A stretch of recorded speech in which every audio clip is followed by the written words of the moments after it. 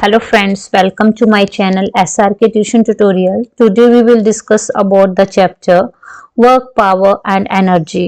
So यहाँ पे screen के ऊपर देख ही रहे हो आप, ये चैप्टर नंबर 2 है। जो भी स्टूडेंट ICSE बोर्ड से बिलोंग करते हैं, क्लास 10th के जितने भी बच्चे हैं उनके लिए बहुत ही ज़्यादा इम्पोर्टेंट है और उनका ये 2nd चैप्टर है वर्क, पावर एंड एनर्जी। इसको मैं आपको डिटेल में बताऊंगी कि किस तरह से इसमें कौन कौन सी इम्पोर्टेंट टर्म्स है और कौन कौन सी एग्जामिनेशन पॉइंट ऑफ व्यू से हेल्पफुल है। तो यहाँ पे बने रहिए। तो सबसे पहले हम पढ़ेंगे वर्क क्या होता है। वर्क सबको पता है, जब हम कोई भी फोर्स अप्लाई करते हैं किसी भी ऑब्जेक्ट के ऊपर, तो उस टाइम जो हमारा ऑब्जेक्ट है वो हमारा, जैसे मान लो सपोज हमारे पास एक बोतल है, हम उसके ऊपर फोर्स लगाते हो तो हमने क्या किया, वर्क किया। तो वर्क किया, किसके ऊपर फोर्स लगाई, हमने बोतल के ऊपर लगाई। बोतल की पोजीशन क्या हुआ, बोतल की पोजीशन में चेंज आया, ठीक है, दैट इज कॉल्ड वर्क। तो आप सिंपल लैंग्वेज में बोल सकते हो, work is said to be done when a force produces a displacement in the body and act in any direction except perpendicular to the direction of displacement. ठीक है, तो आप इसका ये भी बता सकते हो, वर्क का जो फॉर्मूला है हमारे पास वो होता है फोर्स मल्टीप्लाई बाय डिस्प्लेसमेंट। ठीक है, नेक्स्ट है मैथमेटिकली एक वर्क की जो स्टेटमेंट है उसको एक्सप्रेस किया गया है, जैसा कि आप स्क्रीन के ऊपर देख ही रहे हो, 12 is equal to F cos theta. ठीक है, तो यहाँ पे जो W है, W हमारे पास work done by the force है, F हमारे पास फोर्स है, D हमारे पास डिस्प्लेसमेंट है कॉज्ड बाय फोर्स, थीटा हमारे पास एक एंगल है फोर्स वेक्टर के बीच में और डिस्प्लेसमेंट वेक्टर के बीच में। ठीक है, तो जो डायमेंशनल फॉर्मूला है हमारे पास वर्क का, वो हमारा सेम है एनर्जी की तरह, ml2t-2।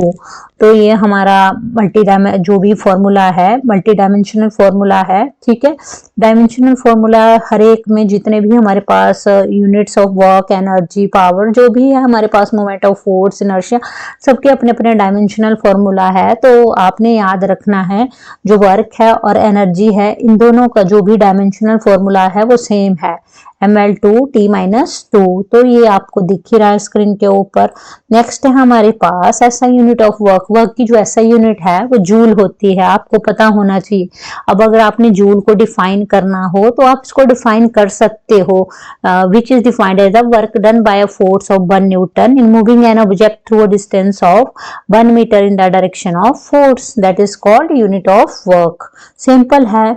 Example of work, work का एग्जाम्पल दिया है जैसा कि आप स्क्रीन के ऊपर देख रहे हो, weight lifter lifts a barbell weighing 25 kg and displaces it from the ground by 2 meter. Here the work done upon the barbell is against gravity. तो यहाँ पे जो वर्क डन है, जो भी हम मेजर करेंगे अगेंस्ट ग्रेविटी करेंगे, तो वर्क डन हमारे पास हुआ mass multiply by acceleration due to gravity multiply by displacement. अब मास कितना है हमारे पास, स्क्रीन के ऊपर देख सकते हो आप, मास कितना है हमारे पास, 25 है हमारे पास मास। ठीक है, ये देख सकते हो उधर 25 kg मास है, तो हमने क्या लिख दिया, 25 kg मास हो गया। एक्सेलरेशन ड्यू टू ग्रेविटी, अब जी की वैल्यू हमारे पास हमेशा क्या होती है, 9.8 मीटर पर सेकेंड। तो ये हमारे पास स्पेसिफिक होती है, ये हमने लर्न करनी होती है। ठीक है, तो मीटर पर सेकेंड, तो ये मैंने यहाँ पे पुट कर दी। एक्सेलरेशन ड्यू टू ग्रेविटी की वैल्यू 9.8 मल्टीप्लाई बाय, अब 2 हमारे पास क्या है, 2 मीटर है, तो 2 जूल। ठीक है, मैंने ऑलरेडी बता दिया आपको SI यूनिट वर्क की जूल होती है। ठीक है, तो इस तरह से आपने इसको परफॉर्म करना है। नेक्स्ट है हमारे पास, ये सारा सॉल्व करके आ जाएगा आपके पास 25 मल्टीप्लाई 9.8, इसको अपने मल्टीप्लाई करना है और फिर जो आपके पास आंसर आएगा उसको 2 से मल्टीप्लाई कर देना है, वो आपका आंसर है। ठीक है, नेक्स्ट है हमारे पास कौन कौन से ऐसे फैक्टर्स होते हैं जो कि डिटरमाइन करते हैं जो भी वर्क डन होता है बॉडी का, उसको तो 2 फैक्टर्स के ऊपर डिपेंड करता है हमारे पास वर्क डन। ठीक है, एक मैग्नीट्यूड ऑफ फोर्स अप्लाइड, जो हमारे पास फोर्स अप्लाइड की है उसका मैग्नीट्यूड, और सेकंड है हमारे पास distance moved by the body in the direction of force, जो डिस्टेंस मूव करती है बॉडी, जो हम डायरेक्शन ऑफ फोर्स का यूज करते हैं, तो वो इन तो जो मेन इंपॉर्टेंट फैक्टर्स है उनके ऊपर हमारा वर्क डन होता है बॉडी का। तो हम सिंपल वर्ड्स में भी कह सकते हैं जो फोर्स हम अप्लाई करते हैं ऑब्जेक्ट के ऊपर, और हमारे पास डिस्प्लेसमेंट होती है, the direction of displacement, direction of force of object, that is called two factors which determine the work done by our body. ठीक है, नेक्स्ट है हमारे पास, जैसा कि आप देख ही सकते हो स्क्रीन के ऊपर, special cases of work done. और वर्क डन के कुछ स्पेशल केसेस होते हैं हमारे पास, कुछ पॉजिटिव वर्क में होते हैं, कुछ नेगेटिव वर्क में होते हैं और कुछ जीरो वर्क में होते हैं। तो हमारे जो वर्क डन है, जरूरी नहीं, कई बार हम, जैसे हमारे पास दीवार है, हम उसको धक्का लगाते हैं तो हमारे पास हमने क्या किया, वर्क डन तो किया, बट हमारे पास जो दीवार है वो दीवार हिल ही नहीं रही है। ठीक है, तो इसमें मेरे पास क्या वर्क डन हुआ, जीरो वर्क डन हुआ। ठीक है, तो इसी तरह से हमने 3 केसेस लिए हैं, स्पेशल केसेस होते हैं वर्क के। तो फर्स्ट केस होता है पॉजिटिव वर्क, सेकंड होता है नेगेटिव वर्क, थर्ड होता है जीरो वर्क। ठीक है, अब हमने जो भी हमारे वर्क का नेचर होता है वो हमेशा एंगल के ऊपर डिपेंड कर जाए, जो फोर्स और डिस्प्लेसमेंट का जो एंगल होता है उसके ऊपर। तो पॉजिटिव वर्क क्या होता है, उसमें हम अप्लाइड फोर्स लगाते हैं जो कि हमारे ऑब्जेक्ट को क्या करता है, डिस्प्लेस करता है, मतलब मूव करता है उसकी अपनी डायरेक्शन में। जैसे मैंने बोतल को लिया, बोतल को मैंने ऑब्जेक्ट को, बोतल मेरे पास एक ऑब्जेक्ट है, उसको मैंने क्या किया, फोर्स लगाई, तो उसकी डायरेक्शन में चेंज आएगा ना, ऑब्वियस सी बात है, वो अपनी डायरेक्शन से चेंज होगा, आगे को जाएगा ऐसे। तो उसका वर्क डन क्या हुआ मेरे पास, पॉजिटिव वर्क। ठीक है, तो कुछ केसेस, कुछ ऐसी सिचुएशन होती है, जैसे मैंने मूविंग अ टेबल, टेबल को धक्का दिया तो क्या हुआ, टेबल की पोजीशन में चेंज आया। Pushing and pulling a door, मैंने डोर को पुश भी किया, पुल भी किया, तो क्या आया, डोर की पोजीशन में चेंज आया। वॉकिंग में जा रही हूँ एक जगह से दूसरी जगह, तो क्या आया, मेरी पोजीशन में चेंज आया। सारे हमारे पॉजिटिव वर्क के ऊपर डिपेंड करता है, पॉजिटिव वर्क होते हैं सारे के सारे। ऐसे ही आप एग्जांपल देख सकते हो, जब कोई आइटम है वो ट्रैवल कर रही है हॉरिजेंटली, तो जो फोर्स और डिस्प्लेसमेंट होती है दोनों के बीच में सेम डायरेक्शन होती है, और जो वर्क होता है हमारा वो फेवरेबल कंडीशंस में आता है। और पॉजिटिव वर्क की डेफिनेशन आप बोल सकते हो, when ever force and displacement will be in the same direction. जब फोर्स और डिस्प्लेसमेंट सेम डायरेक्शन में होगी उस टाइम हमारे पास आइटम्स होगी, उनकी जो भी फॉर्म है, वर्क फॉर्म है, वो हमेशा पॉजिटिव वर्क इंक्लूड करते हैं हम उसको। ठीक है, जो भी वर्क डन आइटम के ऊपर कंसिडर करते हैं हम पॉजिटिव वर्क, तो जिसमें फोर्स और डिस्प्लेसमेंट हमेशा सेम डायरेक्शन में हो, that is called positive work. तो इसका एग्जांपल दे सकते हो आप। ऐसे ही नेगेटिव वर्क है, नेगेटिव वर्क में फोर्स और डिस्प्लेसमेंट होती है वो अपोजिंग डायरेक्शंस में होती है। Opposing directions means opposite directions में होती है, उसको हम नेगेटिव वर्क बोलते हैं। नेगेटिव वर्क में जो डिस्प्लेसमेंट होती है वो opposite direction of the force के अपोजिट डायरेक्शन में होती है। जैसे कि आपके पास कोई आइटम है, वो हर्ड अपवार्ड, ऊपर को आप क्या करते हो, उसको ऊपर को भेजते हो, तो ग्रेविटी क्या होगी, ग्रेविटी किसको, उस आइटम को कहाँ को भेजेगी, नीचे को भेजेगी, डाउनवर्ड डायरेक्शन में भेजेगी। वैसे मैंने एक बॉल लिया, बॉल को ऊपर को फेंका, अब जो बॉल को ऊपर फेंका मैंने, ऊपर को मैंने फोर्स लगाई, तो जो ग्रेविटी होगी वो क्या करेगी, मेरे बॉल को नीचे फेंकेगी डाउनवर्ड डायरेक्शन में।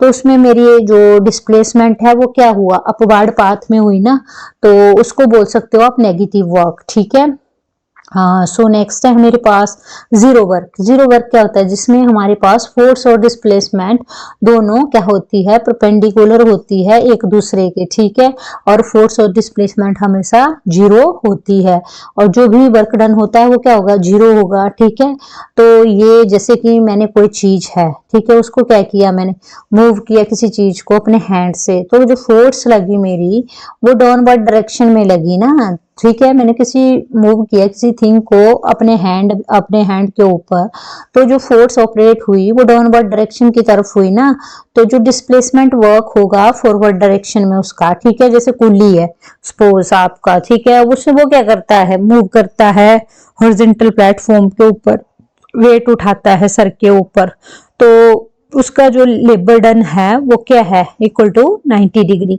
जो तो हमारा वर्क डन क्या होता है, कुली का वर्क डन हमेशा 90 जीरो वर्क, ठीक है, काउंट होता है।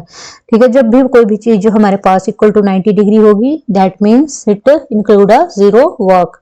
अब बिगर यूनिट्स ऑफ वर्क है हमारे पास 1 किलो जूल, देख सकते हो आप, के से किलो होता है, जे से जूल होता है।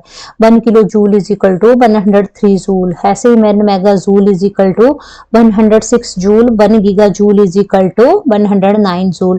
के से किलो और जे से जूल, ठीक है, एम से मेगा और जे से जूल, जी से गीगा और जे से जूल, ठीक है। तो 1 किलो जूल 103 जूल के बराबर होता है। 1 मेगा जूल 106 जूल के बराबर होता है। 1 giga joule is equal to 109 joule के बराबर होता है। ये आपने लर्न करनी है सारी चीजें। अब रिलेशन बताना है आपने जूल और अर्ग के बीच में क्या रिलेशन है। तो अर्ग हमारे पास जो भी अमाउंट ऑफ वर्क डन करते हैं, जब भी हम फोर्स को एक्सर्ट करते हैं, तो जो भी 1 डाइन अक्रॉस 1 सेंटीमीटर डिस्टेंस को कवर करता है, उस चीज को हम जी वो जो भी हमारे पास है अर्ग के कैटेगरी में इंक्लूड करते हैं।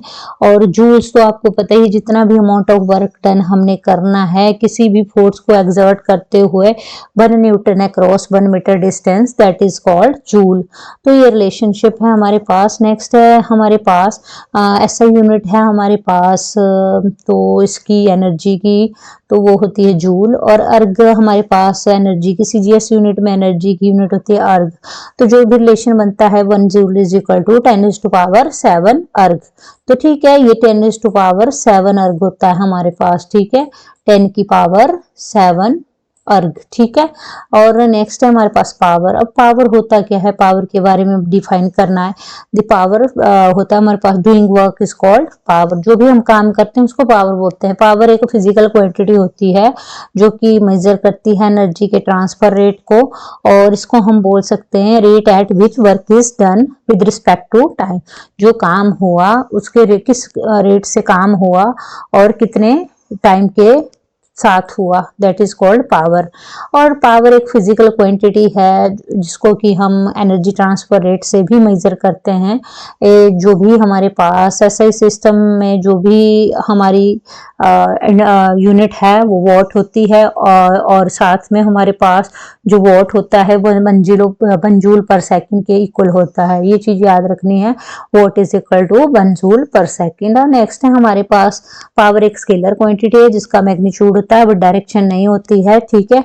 ये चीजें आपने याद रखनी है। कोई बल्ब है उसकी हायर पावर है, मतलब हायर वोल्टेज है उसकी, ठीक है, वोट हायर है उसका, जैसे कि 100 वोट है तो वो illuminate more light than light bulb off. जो नॉर्मल बल्ब होगा वो 10 वोट करेगा, वो ज्यादा करेगा 100 वोट के।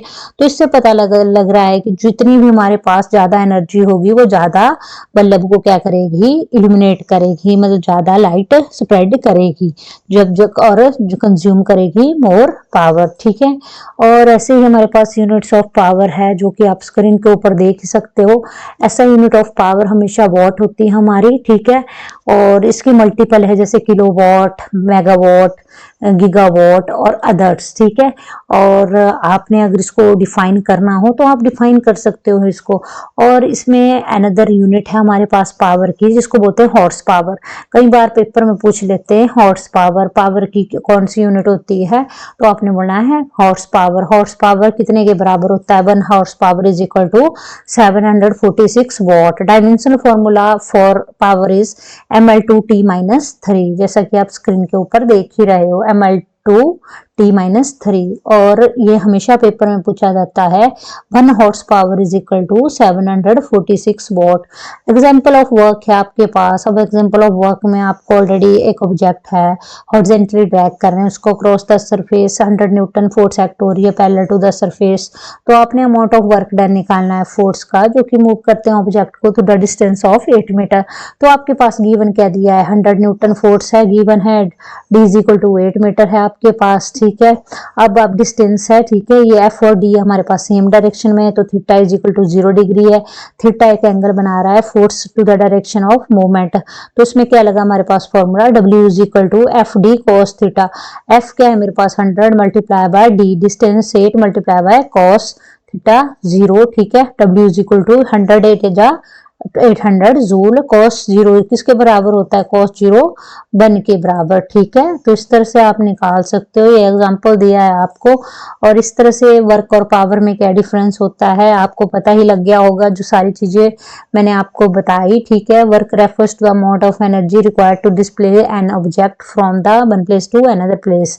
पावर ऑफ बॉडी सिंपल, आपने ये याद रखना है, आपने ये याद रखना है। Mathematically we write W is equal to force multiply by distance और power is equal to watt upon time, ये चीज याद रखना। और ऐसा यूनिट ऑफ वर्क हमारे पास हमेशा क्या होती है, जूल होती है, और पावर की हमारे पास ऐसा यूनिट वॉट होती है। इसको हम W से डिनोट करते हैं, इसको J से डिनोट करते हैं। और इसमें हम जैसे कि इस कॉन्सेप्ट का, वर्क का कॉन्सेप्ट का यूज हम रेगुलर लिविंग के लिए करते हैं। ऑब्वियस सी बात है, रेगुलर हम काम करते हैं, कोई ना कोई काम करते ही रहते हैं, सारा दिन काम करते हैं, कभी रेस्ट करते हैं हम, कभी काम करते हैं। जो भी काम करते हैं हम दिन में, या कभी भी कोई भी काम है हमारे को जिसके लिए हमारे लिए काम करना पड़ता है, हमें वर्क डन करना पड़ता है, वो सारी की सारी चीजें हमारे वर्क में आती है। पावर हमारे पास ज्यादा यूज नहीं करते हैं हम, बट कुछ इम्पोर्टेंस है इनकी, तो उसके हिसाब से हम इसको यूज करते हैं। बट पावर और वर्क के कंपैरिजन अगर मैं आपसे पूछा जाए तो पावर हमारे पास कम यूज की जाती है एज कम्पेयर टू वर्क के। तो एनर्जी क्या होता है, एबिलिटी टू डू, जो काम करने की क्षमता होती है हमारे पास, उसे एनर्जी बोला जाता है। ठीक है, और एनर्जी को डिवाइड किया गया है 2 टाइप्स में, पोटेंशियल एनर्जी में और काइनेटिक एनर्जी में। ठीक है, और हमारे पास फॉर्म्स ऑफ एनर्जी बहुत सारी होती है, जैसा कि आप देख रहे हैं, electrical energy, thermal energy, light energy, wave energy, heat energy, hydroelectric energy, solar energy, wind energy, nuclear energy, tidal energy, biomass energy, kinetic energy, geothermal energy. ये सारी की सारी चीजें आपने याद रखनी है। अब नेक्स्ट है हमारे पास units of energy. The international system of units of measurement of energy is joule. और जो एनर्जी की यूनिट है जूल है। ठीक है, तो ये जो यूनिट ऑफ एनर्जी दी थी वो जेम्स प्रेस्कॉट जूल ने दी थी, और ये चीजें याद रख लेना। और फिर उसके बाद फॉर्म्स ऑफ एनर्जी है हमारे पास, 2 टाइप्स की एनर्जी होती है, काइनेटिक एनर्जी होती है, पोटेंशियल एनर्जी होती है। कैटेगरी काइनेटिक एनर्जी को कैटेगराइज किया गया। काइनेटिक एनर्जी के अंडर हमारे पास मैकेनिकल एनर्जी आती है, electrical energy, thermal energy, sound energy और रेडिएंट एनर्जी। बाकी पोटेंशियल एनर्जी के अंडर हमारे chemical energy, electric energy, elastic energy और ग्रेविटेशनल एनर्जी आता है। ठीक है, जैसा कि यहाँ पे कुछ एग्जांपल्स हैं हमारे पास ट्रांसफॉर्मेशन ऑफ एनर्जी के। देखो, बैटरी होती है, बैटरी में क्या होती है, केमिकल एनर्जी होती है। फ्लैश लाइट में क्या होती है, लाइट एनर्जी होती है। ठीक है, तो इसमें देख सकते हो जो फ्लैश लाइट है वो कन्वर्ट हो रही है केमिकल एनर्जी की, जो कि स्टोर होती है बैटरी में, टू लाइट एनर्जी। ठीक है, अब नेक्स्ट है हमारे पास पिक्चर में, जैसा कि आप ट्रांसफॉर्मेशन ऑफ एनर्जी का देखोगे तो आपके पास क्या आ रहा है, केमिकल है, आपके पास केमिकल एनर्जी है और मैकेनिकल एनर्जी है। कार में क्या होती है हमारे पास, मैकेनिकल एनर्जी होती है, और हमारे पास जो फ्यूल है, फ्यूल में हमारे पास केमिकल एनर्जी होती है, कार में मैकेनिकल एनर्जी होती है। ठीक है, तो इसमें देख सकते हो आप हमारे पास केमिकल एनर्जी को क्या कर रहे हैं, ट्रांसफॉर्मेशन हो रही है मैकेनिकल एनर्जी में। ठीक है, तो ये सारी चीजें आपने याद रखनी है, जैसा कि स्क्रीन के ऊपर आप देख ही रहे हो। नेक्स्ट है हमारे पास बल्ब है, देख रहा है आपको, लाइट बल्ब है, और यहाँ पे जनरेटर है। जनरेटर मैकेनिकल एनर्जी हमारे पास, और बल्ब क्या है, इलेक्ट्रिकल एनर्जी। तो मैकेनिकल एनर्जी इलेक्ट्रिकल एनर्जी में कन्वर्ट हो रही है इसमें। ठीक है, कुछ एग्जांपल्स थे आपके लिए ऐसे ही। अब आपके पास काइनेटिक एनर्जी है। काइनेटिक एनर्जी वो एनर्जी होती है जो कि हमें जो कि मोशन ऑफ द बॉडी को रिप्रेजेंट करती है। ठीक है, ऑब्जेक्ट की मोशन के बारे में बताती है। Kinetic energy which represent the motion of the body is called kinetic energy. अब काइनेटिक एनर्जी की आप ये बोल सकते हो 1/2 mv²। ठीक है, kinetic energy is equal to 1/2 mv²। और इसमें आप बोल सकते हो कि हमारे पास डिफरेंट काइंड्स की काइनेटिक एनर्जी होती है, जो कि मैंने ऑलरेडी आपको डिस्कस कर लिया। ठीक है, एग्जांपल काइनेटिक एनर्जी का, जैसे कोई मैं हूँ, मैं वॉक कर रही हूँ। ठीक है, कोई जैसे कि आपके पास सोरिंग बेसबॉल है, crumb falling from a table and charge particle in electric field are example of kinetic energy at work. ये सारे एग्जांपल दे सकते हो आप। जो भी चीज मोशन में होगी, जैसे मैं चल रही हूँ, मैं क्या हूँ, मोशन में हूँ ना, तो ये क्या है, काइनेटिक एनर्जी है।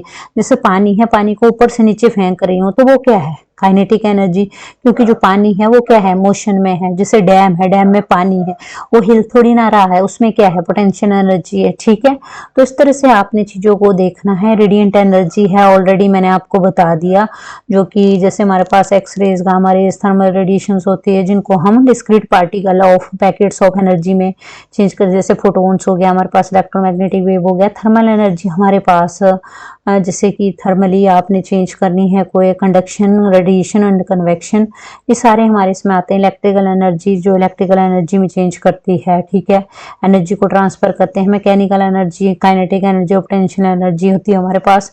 इसमें हम क्या कर देते हैं, जो भी हमारे पास एनर्जी है उसको हमने काइनेटिक एनर्जी में कन्वर्ट कर देना है। पोटेंशियल एनर्जी होती है ऐसी एनर्जी जो पोजीशन और शेप के बारे में बताती है ऑब्जेक्ट के, ठीक है, पोजीशन होगी, प्रॉपर्टी होगी, या जो भी फोर्सेस एक्ट होती है, ठीक है, आप इसमें बता सकते हो। पोटेंशियल ग्रेविटेशनल होगी, इलास्टिक, मैग्नेटिक, इलेक्ट्रिक, ये सारी की सारी हमारी क्या है, पोटेंशियल एनर्जी है। ठीक है, पोटेंशियल एनर्जी का जो भी फॉर्मूला होता है वो हमारे पास होता है mgh।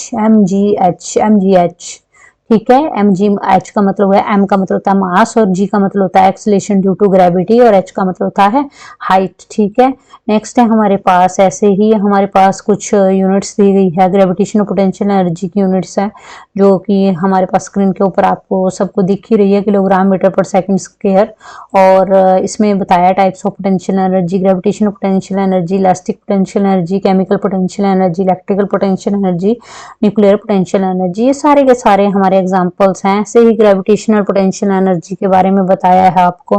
ग्रेविटेशनल पोटेंशियल एनर्जी हमारे पास है, एनर्जी को प्रोसेस करते हैं, जो कि कुछ सर्टेन हाइट तक क्या होते हैं, रोज होते हैं, बढ़ते हैं अगेंस्ट ग्रेविटी। फिर उसके बाद हमारे पास हम उसको, जैसे कि हमारे पास कोई ऑब्जेक्ट है, उसको मास m लेते हैं, उसके बाद जो ऑब्जेक्ट रेज हुआ against the force of gravity, तो work done on the object, force multiply by displacement, तो हमारे पास क्या लगा, वर्क डन हुआ W, और फोर्स मल्टीप्लाई बाय डिस्टेंस में mgh। ठीक है, तो इस तरह से हम रिप्रेजेंट कर सकते हैं ग्रेविटेशनल पोटेंशियल एनर्जी को। ऐसे ही इलास्टिक पोटेंशियल एनर्जी है, जिसको कि हम क्या कर सकते हैं, कंप्रेस्ड भी कर सकते हैं और स्ट्रेच भी कर सकते हैं। जैसे रबर बैंड हो गया, रबर बैंड को क्या करते हैं, हम स्ट्रेच कर सकते हैं, कंप्रेस कर सकते हैं। ठीक है, ये चीजें सारी की सारी हमने इलास्टिक में आ गई हमारे पास। अब क्या रिलेशनशिप है आपका पोटेंशियल एनर्जी और काइनेटिक एनर्जी में? ऑब्वियस सी बात है, जो पोटेंशियल एनर्जी होती है वो हमें पोजीशन, शेप और ऑब्जेक्ट के बारे में बताती है, और जो हमारे पास काइनेटिक एनर्जी होती है वो हमें डिफाइन करती है ऑब्जेक्ट हमारा मोशन में है। ठीक है, जो कि हमें पोजीशन के, मोशन के बारे में बताती है कि हमारा ऑब्जेक्ट है वो मोशन में है। पोटेंशियल हमारी पोजीशन के बारे में बताती है, but does not define the motion. ठीक है, the object is in motion. ठीक है, एग्जांपल्स ऑफ पोटेंशियल एनर्जी आपके पास दिया है ऑलरेडी। ठीक है, sky drive, waiting to jump from an airplane, rubber band हो गया हमारे पास। ठीक है, तो ये सारी चीजें हमारे पास, ऐसे ही हमारे पास पोटेंशियल एनर्जी का फॉर्मूला mgh होता है, याद रखना है। जी की वैल्यू 9.8 मीटर पर सेकंड होती है। Law of conservation of energy, energy can neither be created not destroyed but can be transferred from one place to another place, या one place to one form to another form. तो ये सारी की सारी चीजें हम इसमें लिख सकते हैं। The total energy of an isolated system remains constant. जो टोटल एनर्जी होती है आइसोलेटेड सिस्टम में, वो हमेशा क्या रहती है, कांस्टेंट रहती है। और हम ये कब से कर रहे हैं, law of conservation of energy, सबसे इजी लॉ है। Energy can neither be created nor be destroy although it may be transferred from one form to another form. ठीक है, तो नेक्स्ट है हमारे पास मैथमेटिकल एक्सप्रेशन है हमारे पास कंजर्वेशन ऑफ एनर्जी की। Energy is equal to mgh, और इसमें law of conservation of energy है, इसमें मैंने ऑलरेडी आपको बता दिया। Energy can neither be created not destroy but it can be transferred from one place to another place. m क्या है, mass of the body, acceleration due to gravity. और इसमें प्रूव करना है law of conservation of energy, तो यहाँ पे prove कर दिया है, आप देख सकते हो। अगर आपको कोई दिक्कत आए तो आप मुझे कमेंट ऐड कर सकते हो, ठीक है। तो ये सारी की सारी डेरिवेशन है हमारे पास। और इसी तरह से डिसिपेशन ऑफ एनर्जी। अब डिसिपेशन ऑफ एनर्जी हमारे पास एक इस तरह से एनर्जी डिसिपेशन होती है जिसमें कि एनर्जी ट्रांसफर की जाती है सिस्टम में due to non conservative force के साथ, ठीक है। ये एनर्जी हमारे पास होती है, इसको हम कंसीडर करते हैं as a wasted because it is not stored. इसको हम स्टोर नहीं कर सकते। It can be use and is irrecoverable. इसको हम यूज कर सकते हैं बट ये इरिकवरेबल, इसको हम रिकवर नहीं कर सकते, इस चीज को, इसकी रिकवरी नहीं कर सकते, ठीक है। तो आप इसका एग्जांपल बोल सकते हो जो एनर्जी लॉस्ट होती है हमारी फ्रिक्शन की वजह से, that is called dissipation of energy. Paper में आ जाता है डिसिपेशन ऑफ एनर्जी क्या होता है, ठीक है। तो आपने बोल देना है energy dissipation is the energy transferred out of system due to non conservative force. This energy can be considered wasted because it is not stored so that it can be used and is irrecoverable. A common example of energy dissipation is energy lost to friction. ठीक है। Next है हमारे पास, इसके examples दे सकते हो आप dissipation of energy के। Heat flow through a thermal resistance fluid flow through a flow resistance, diffusion mixing, chemical reaction, electric current flow through an electrical resistance, joule heating, ठीक है। ये सारे आप एग्जांपल दे सकते हो डिसिपेशन ऑफ एनर्जी का। Next है हमारे पास, ये सारे के सारे एग्जांपल्स आपके लिए बहुत ही ज़्यादा बेनिफिट देंगे। और जितने भी ये टर्म्स है सारी की सारी सेकंड चैप्टर है जो क्लास 10th के स्टूडेंट है आईसीएसई बोर्ड के लिए, वो सारी की सारी एक से पूरी टोटल सारी की सारी टर्म्स इसमें कवर की गई है, ठीक है। तो अगर आपको मेरी वीडियो अच्छी लगी हो तो kindly like share and subscribe जरूर करना। Thanks for watching my videos.